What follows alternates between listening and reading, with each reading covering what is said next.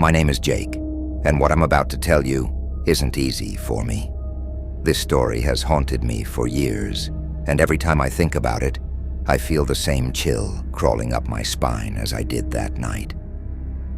It all began in Black Hollow, a small town where nothing ever seemed to happen, but something changed on the night of the Bad Moon. It was November, the air was cold, and the sky was clear, except for the moon. The moon wasn't its usual pale color. No, it was red, blood red. I was walking home from the bar with my friends, Tom, Lisa, and Sarah. We'd spent the evening laughing, drinking, and talking about how boring the town had become. But Sarah, she was quiet. She kept looking around, like she was waiting for something to jump out of the shadows.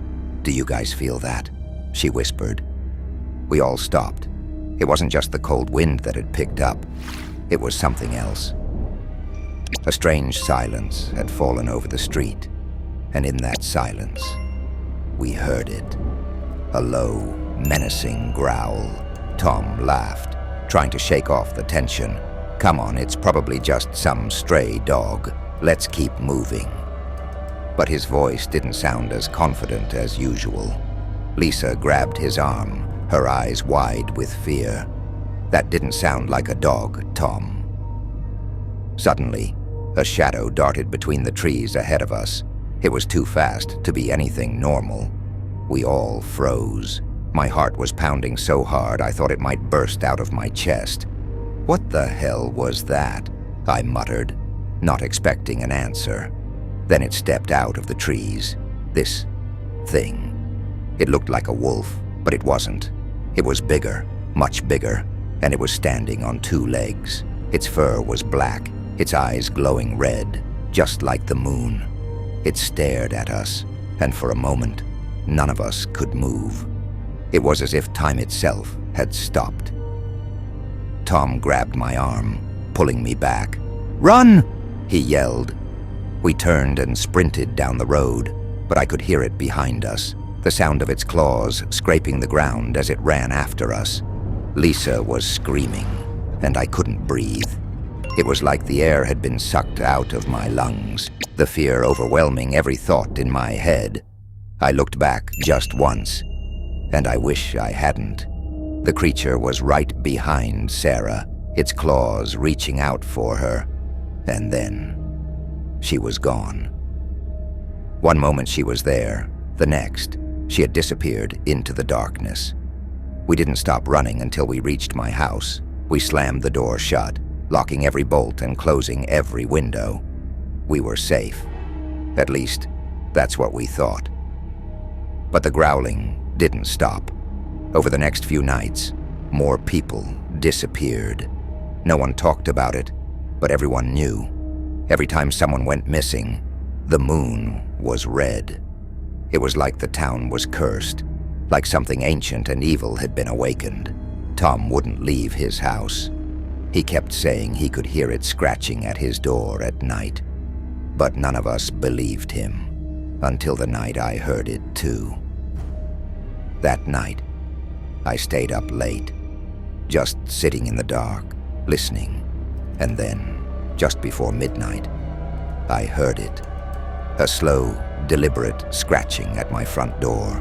My blood ran cold. I didn't move. I didn't breathe. But the sound didn't stop. It just kept going, like it was waiting for me to open the door. I don't know how long I sat there, frozen in fear. But eventually, the scratching stopped. The silence that followed was almost worse than the sound itself. The next morning, Tom was gone. His house was empty, the front door wide open, and there was no sign of him. Just like Sarah, he had vanished. That's when I knew. This thing wasn't going to stop. The town was on edge. No one spoke about it openly, but the fear was palpable. People started staying indoors, locking their doors at dusk, and closing their curtains as soon as the sun set. But it didn't matter. The moon would turn red, and someone else would disappear. Every night, it grew closer. Lisa was the next to go. She had been the bravest of us, always trying to stay strong. But one night, she called me in a panic.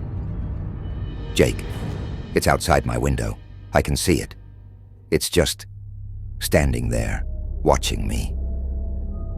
Her voice was shaking, and I could hear the terror in her words. I rushed over to her house, but by the time I got there, it was too late. The front door was hanging open, swinging slightly in the cold wind.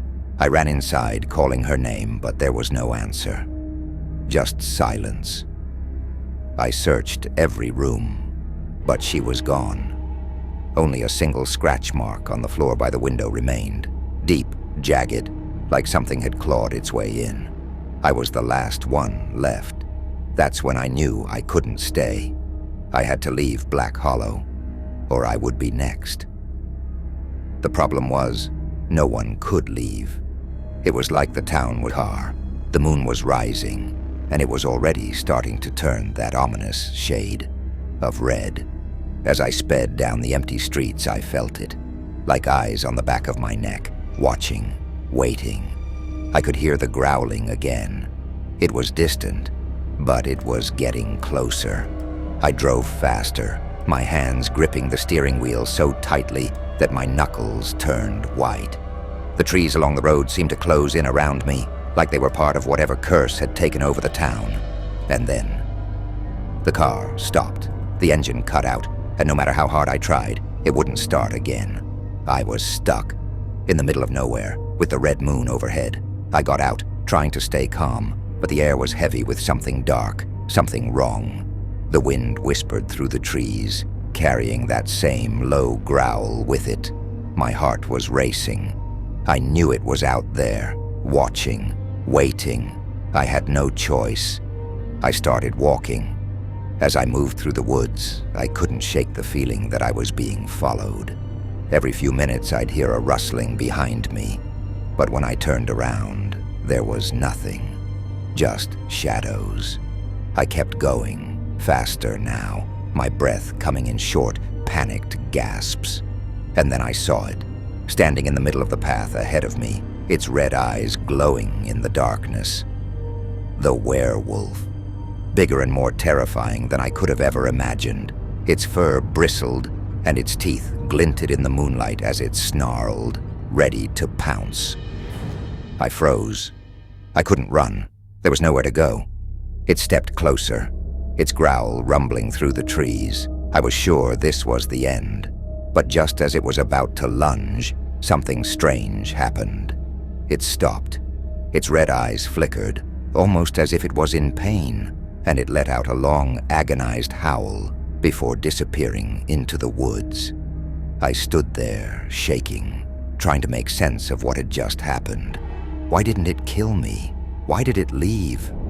That's when I realized. The moon. The red moon. It was starting to fade, turning back to its usual pale color. Whatever curse had been haunting the town was tied to the moon. But I knew this wasn't over. The moon would rise again, and when it did, the werewolf would return. And next time, I wouldn't be so lucky. Now, here's where you come in. What do you think is happening with the moon? Could the werewolf be someone from the town, cursed by some ancient spell? Or is there something even darker at play? Let me know your theories in the comments below. And don't forget to like the video if you're enjoying the story so far. Also, from where are you watching this? I'm curious to know which part of the world our viewers are from. Let me know in the comments. And don't forget to hit that like button if you're feeling the chills. The next few days were a blur. I barely slept, barely ate. The fear had taken over my life, and the only thing I could think about was the red moon. I kept replaying that moment in the woods, wondering why the werewolf had spared me. Maybe it wasn't mercy. Maybe it was something else, some twisted game it was playing. Or maybe it was saving me for later.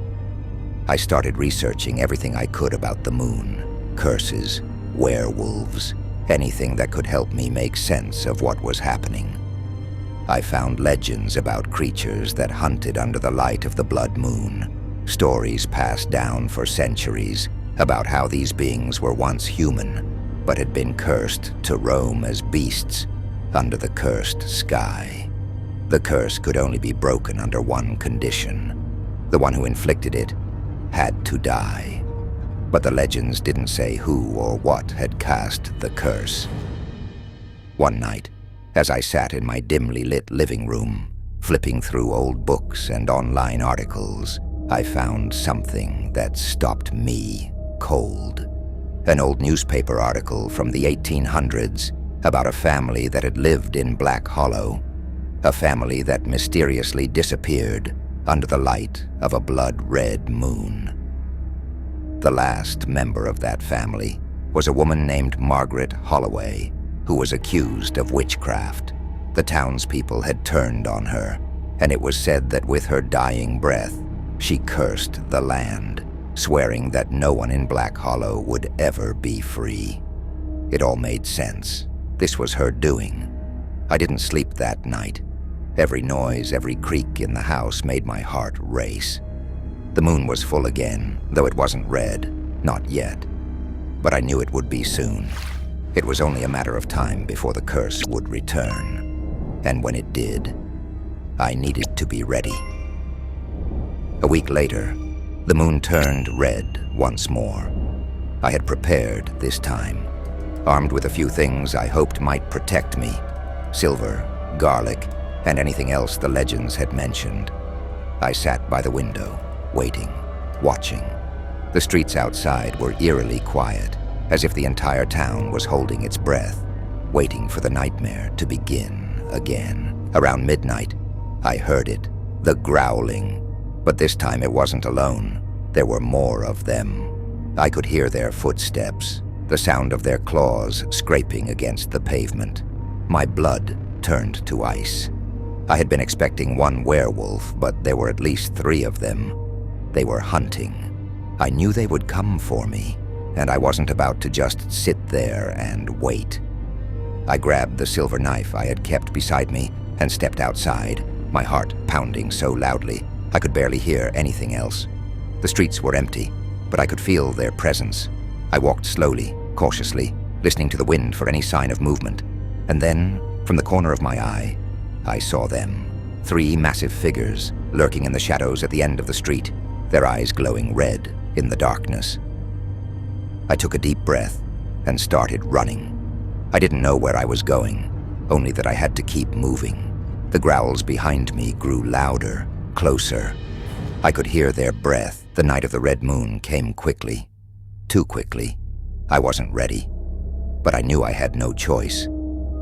I packed a bag, taking the diary with me, along with the silver knife, and made my way to the woods, to the place where I had last seen her.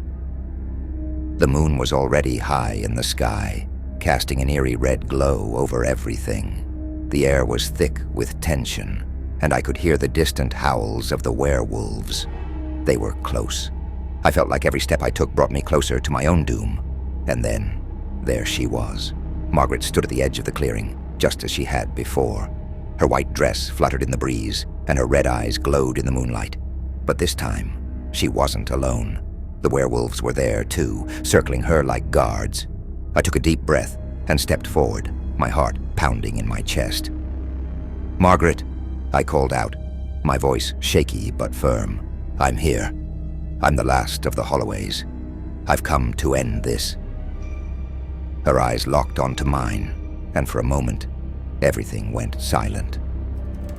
The werewolves stopped moving, and the wind seemed to die down. Margaret stepped forward, her expression unreadable. "You've come to end this," she said, her voice soft but filled with centuries of pain.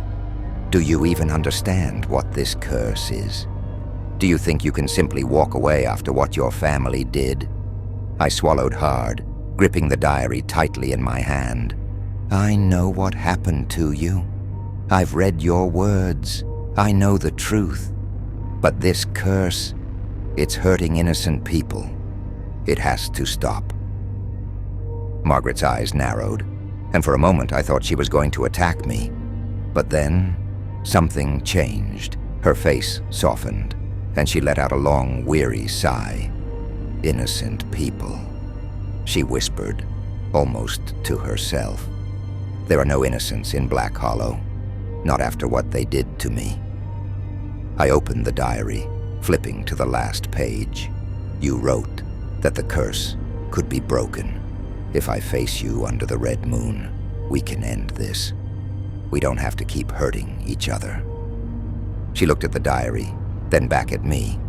For the first time, I saw something in her eyes that wasn't anger or hatred. It was sorrow. "You think you can save them," she said, her voice trembling. "You think you can save yourself."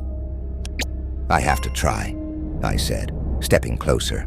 "Please, Margaret, let's end this." For a long moment, she just stood there, staring at me. The werewolves around her were tense, as if they were waiting for her command. And then slowly, she nodded. "Very well," she said. "But know this, Jake Holloway. The curse was not born from my hatred. It was born from the town's sins. If you wish to end it, you must face those sins and survive." Before I could ask what she meant, the ground beneath me began to tremble. The trees around us creaked and groaned, and the werewolves let out a collective howl that echoed through the woods. Suddenly, everything went dark. "And now it's your turn. What do you think is going to happen next? Will Jake be able to confront the sins of the past and break the curse? Or is he doomed to fail? Let me know your theories in the comments, and don't forget to hit that like button if you're enjoying the story so far. Also, where are you watching from? I'm curious to see how far our story is reaching, so drop your location in the comments. When I woke up, I was somewhere else entirely. The dark woods, the red moon, everything was gone. I was standing in the middle of Black Hollow, but it wasn't the Black Hollow I knew. The streets were old and cracked, the houses looked run down, and the air was thick with a strange mist. It felt like I had stepped back in time. There were people, too, walking around, but they didn't seem to notice me. Their clothes were from another era, the late 1600s maybe, and their faces, they looked familiar, like echoes of the townsfolk I'd seen around Black Hollow in my time, but younger, more alive. I realized where I was. Margaret hadn't just sent me to face the curse. She had sent me back to the very beginning. I saw her then, Margaret, standing by a well in the middle of the town square. She wasn't the ghostly figure I had come to know, but a young woman, beautiful and full of life. She was laughing with a man I didn't recognize, but the way she looked at him, I could tell he was important to her. That must have been her husband, the one who betrayed her. As I watched, a group of people approached. They were led by an older man, stern, with cold eyes. I recognized him from the paintings in the town hall. He was the mayor of Black Hollow back then, Margaret's husband, the same man who would soon accuse her of witchcraft.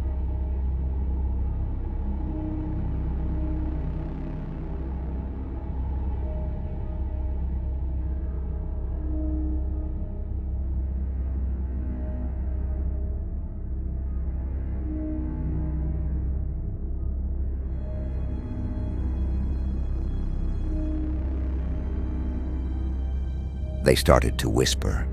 I couldn't hear what they were saying, but I could see the way they looked at her, like she was something dangerous, something evil. And then, without warning, they grabbed her. Margaret struggled, screaming for help, but no one came. The people who had been her friends, her neighbors, just stood there, watching as they dragged her away. My heart was pounding in my chest. I wanted to run to her, to stop them, but I couldn't move. It was like I was stuck, forced to watch history repeat itself. They took her to a clearing at the edge of town, the same place where I had seen her ghost. They tied her to a post, and the mayor, her own husband, read the charges against her. "Margaret Holloway, you have been accused of witchcraft, of consorting with the devil, and of cursing this town. How do you plead? Margaret's eyes were filled with tears, but she wasn't crying out of fear. It was anger, betrayal. I am innocent, she said, her voice trembling with rage. You know I am innocent. The crowd murmured, but no one spoke up for her. Not a single person. And then, without a word, the mayor lit the torch and set the pyre beneath her feet ablaze. The flames rose quickly, licking at her dress, her skin. Margaret screamed, a blood-curdling sound that echoed through the clearing.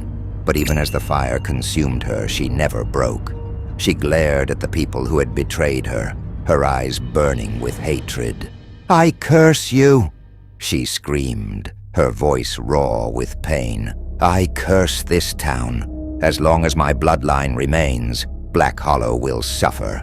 The night of the Red Moon will bring your doom. You will pay for what you've done.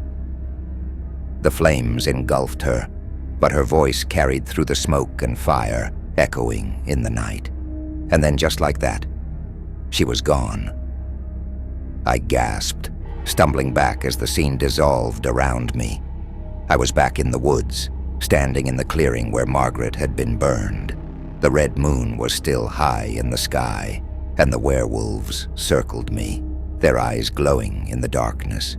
I could still hear her voice ringing in my ears, her curse, her pain, everything she had suffered because of the people of Black Hollow.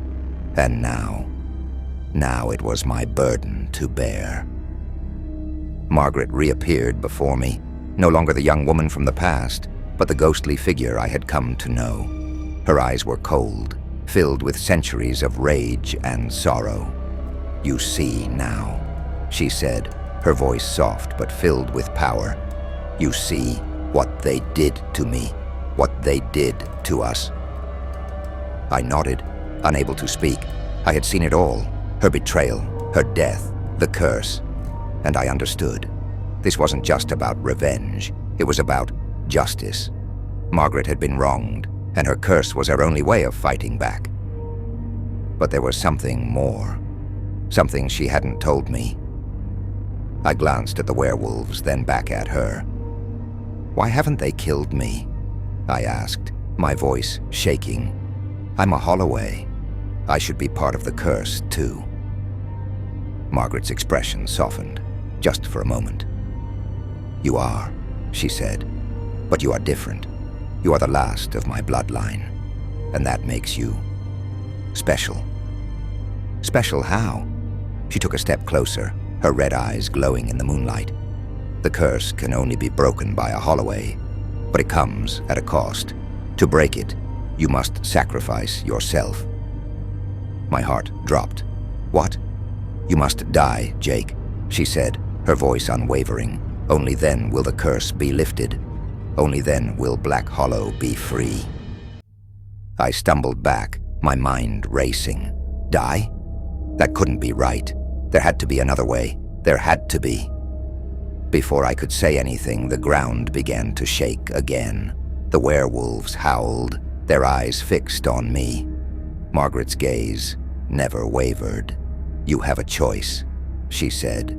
You can run, like your ancestors did, and the curse will continue. Or you can face your fate and end this once and for all. My mind was spinning. Everything I had learned, everything I had seen, it all came down to this.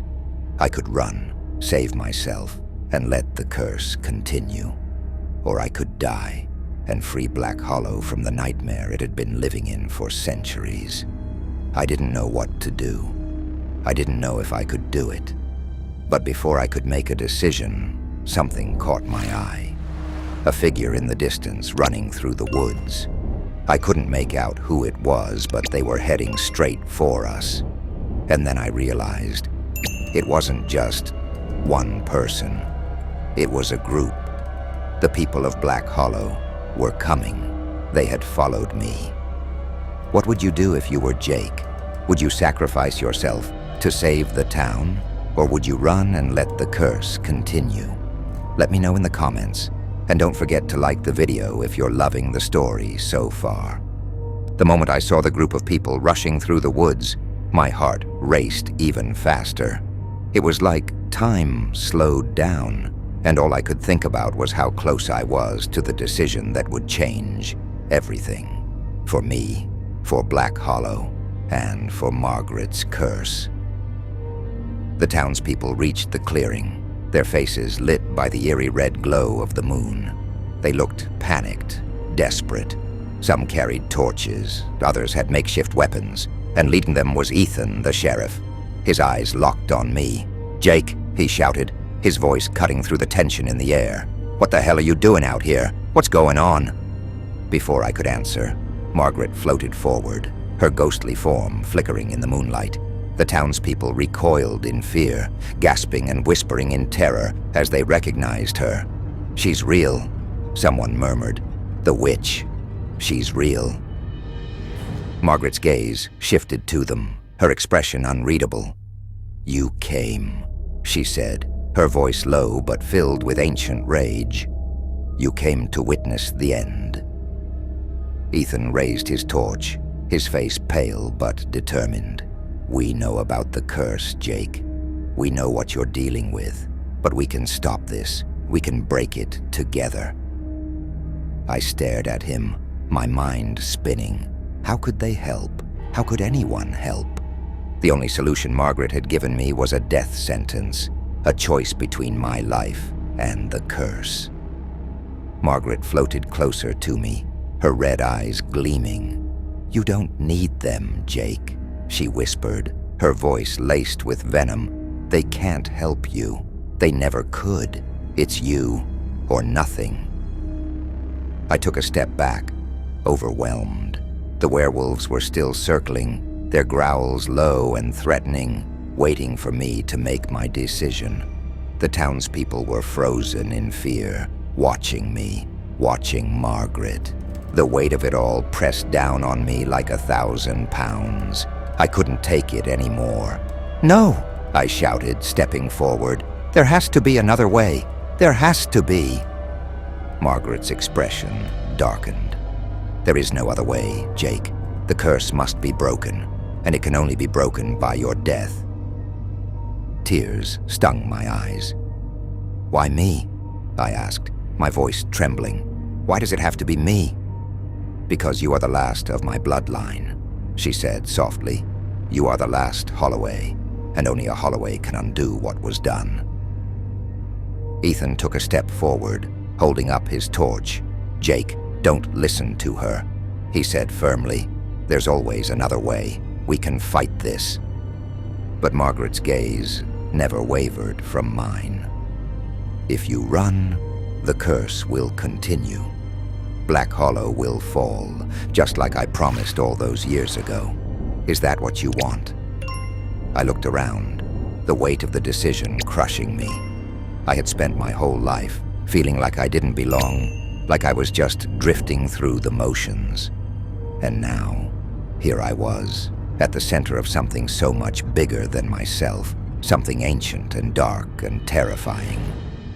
The werewolves growled, growing restless, their eyes glowing in the darkness. I swallowed hard, my heart pounding.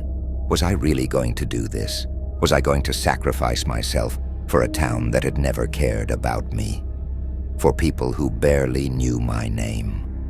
But then I thought about Margaret, about the pain she had endured, the injustice she had suffered. She had been betrayed, burned alive, cursed for eternity because of the fear and hatred of others. And now I was the only one who could stop it. I took a deep breath, my mind made up. "I'll do it," I said, my voice steady, despite the fear clawing at my insides. Ethan's eyes widened. "Jake, no." But it was too late. I stepped forward, toward Margaret, toward the center of the clearing where the werewolves waited. Margaret's eyes gleamed with something that looked almost like gratitude. "I knew you would make the right choice," she said softly.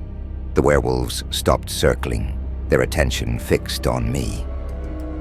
Margaret floated closer, her cold presence wrapping around me like a shroud. "This is the end, Jake," she whispered, "for you and for me." I closed my eyes, bracing myself for what was coming. The werewolves lunged, but instead of pain, I felt nothing. There was no bite, no claws tearing into me. I opened my eyes and found myself standing alone in the clearing. The werewolves had vanished, and Margaret was gone too. The red moon had dimmed, its glow fading into the night sky. Ethan rushed toward me, grabbing my shoulders. "Jake, what the hell just happened?" I looked around, confused. "I don't know," I whispered. I thought I was going to die." But then I saw her, Margaret, standing at the edge of the clearing, watching me. She wasn't a ghost anymore. She wasn't burning with rage. She looked peaceful, almost human again. "The curse is broken," she said, her voice soft and distant. "You chose to." The mist lifted, the woods returning to their usual eerie calm. The townspeople slowly lowered their torches, looking around in disbelief. It was over. The nightmare was over. I stood there, trying to process everything that had just happened.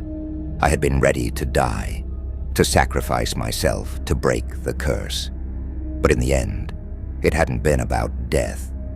It had been about facing the truth, about standing up to the fear and the lies that had plagued Black Hollow for centuries. As we made our way back to town, Ethan walked beside me, silent for a while before speaking. "You did it, Jake. You saved us." But deep down, I wasn't sure if that was true. The curse was broken, yes, but something told me that Margaret's spirit or her pain would never truly be gone. And there you have it, the end of Margaret Holloway's curse and the legacy of the Holloway bloodline.